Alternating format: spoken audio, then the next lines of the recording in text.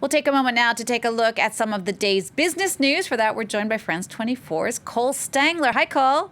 Hey, Jeannie. Now, Cole, we had seen solid gains on the markets over the past few days. How are investors feeling today now that Joe Biden has finally defeated Donald Trump in the U.S. presidential election?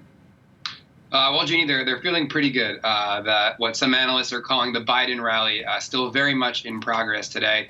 We saw some strong gains in Asia earlier, but also continuing into Europe here on the major European indexes to get those figures up for you.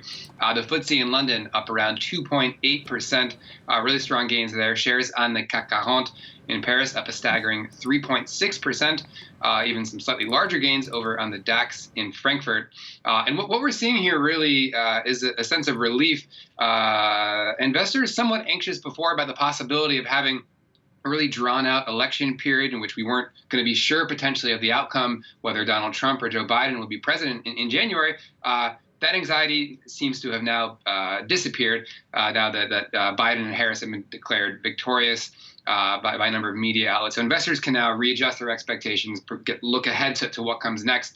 Now, Donald Trump and some Republicans, Trump has not conceded. Republicans still hoping maybe that there's some chance he could become president, but clearly investors not taking that talk very seriously. Their expectation, if you look at how they're responding today and over the last few days, is that come January 20th, there will be a new president in the United States, Joe Biden. Cole, it's not just all of that. What else explains the positive reaction we've been seeing on the markets?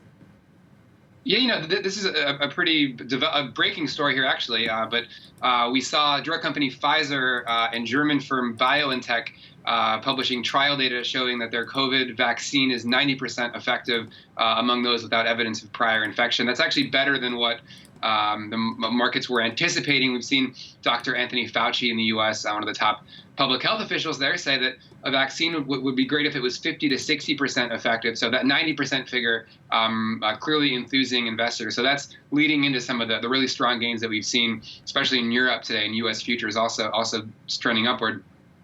Just to hone in quickly, though, on some of those other factors when we talk about how markets are processing the U.S. election, one is that investors now hoping for a more stable, predictable approach to foreign relations and specifically trade policy from the United States. We've seen that really expensive trade war between the U.S. and China.